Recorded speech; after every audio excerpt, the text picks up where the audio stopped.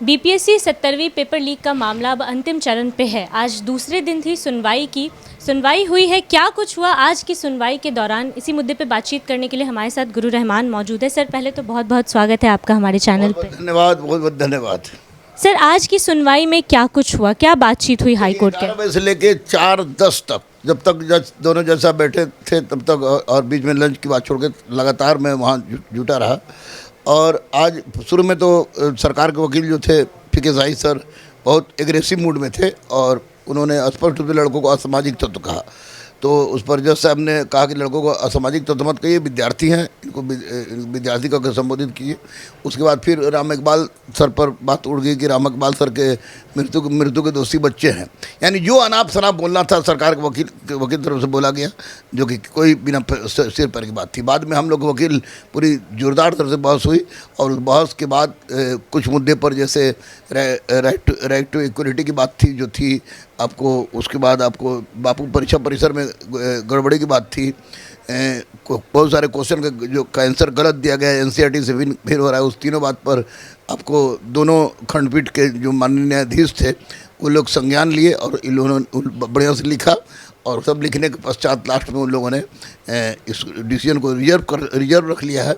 अब रिजर्व के बाद हमको लगता है कि जो एटीट्यूड था, और हम लोग तो उस देश के वासी हैं जहाँ कहा जाता है कि जहाँ सत्य है वहाँ ईश्वर है, तो री एग्ज़ाम होना चाहिए, क्योंकि री एग्ज़ाम ही बच्चों के लिए वास्तविक इंसाफ होगा। सर, आज की सुनवाई, क्योंकि कल भी एक सुनवाई हुई थी, तो क्या लग रहा है, क्योंकि कहीं ना कहीं अब बच्चों का जो आत्मविश्वास है वो कहीं ना कहीं अब कम हो रहा है, मनोबल कम हो रहा है कहीं ना कहीं, तो क्या लग रहा है अब सुनवाई से कि कितनी उम्मीद बची है अब? देखिए, सुनवाई तो अब हो गई, सुनवाई जितना होना था 2 दिन हो गया। और मैं 1978 का जन्मा हुआ हूँ, 1978 मॉडल का आदमी लेके आज तक मैं जितनी किसी परीक्षा संबंधी 2 दिन तक रिगरस बहस चला किसी मुद्दे पर, ये मेरे लाइफ में पहली बार हुआ। और ये निश्चित रूप से कोर्ट के दोनों मुख्य न्यायाधीश जो माननीय न्यायाधीश थे उन लोगों ने सुना, बहुत अच्छा लगा। तो लड़कों को हताश होने की आवश्यकता नहीं है, क्योंकि दुसाहिन है परवाज़ है काम तेरा सितारों के आगे जहाँ और भी है।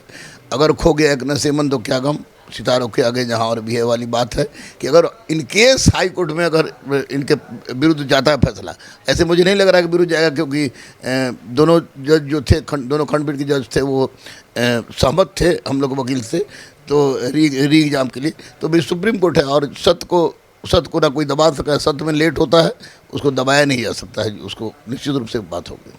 सर, आयोग की तरफ से जब से ये मामला सामने आया था, आयोग लगातार कह रहा था कि ये मामला बेबुनियादी है। कह रहे थे कि पेपर लीक जैसा कोई मामला हुआ नहीं है, बच्चे उपद्रवी हैं, नॉन सीरियस बच्चे हैं। इसको लेकर क्या बातचीत?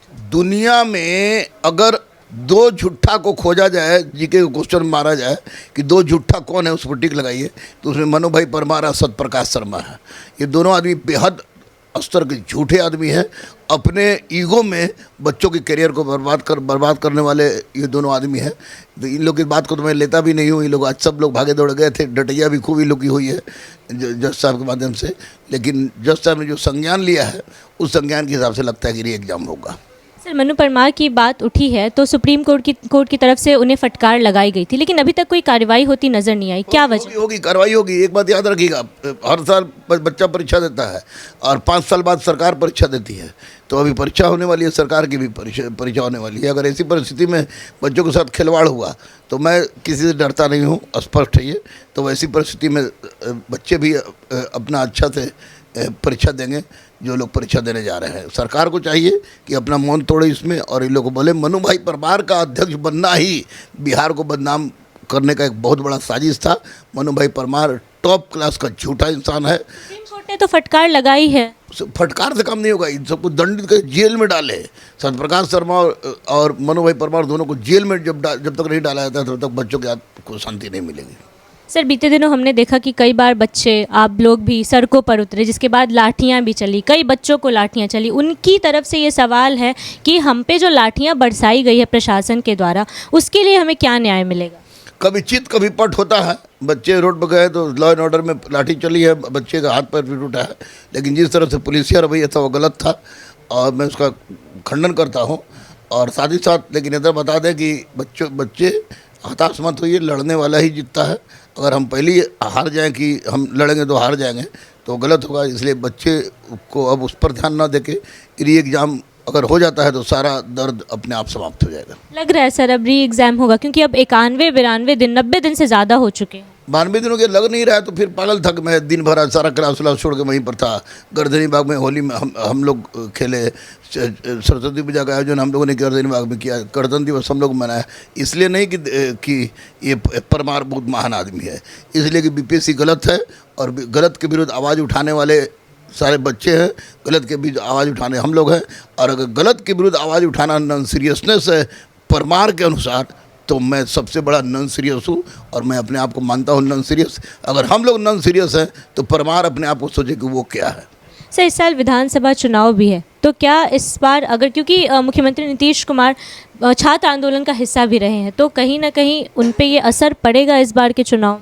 ये तो कहने की चीज़ नहीं है, क्योंकि बच्चों के दिल में जो दर्द है वो उसी दिन पता चलेगा अब क्या होगा क्या नहीं। लेकिन निश्चित रूप से सरकार का रवैया बच्चों के साथ अच्छा नहीं रहा है। मतलब कहीं ना कहीं बच्चों के साथ अन्याय तो हुआ है। कहीं ना कहीं 100% बच्चों के साथ अन्याय हुआ है, 110% अन्याय हुआ है। और वो भी दो व्यक्ति के कारण, एक मनु भाई परमार, दूसरा सत्यप्रकाश शर्मा।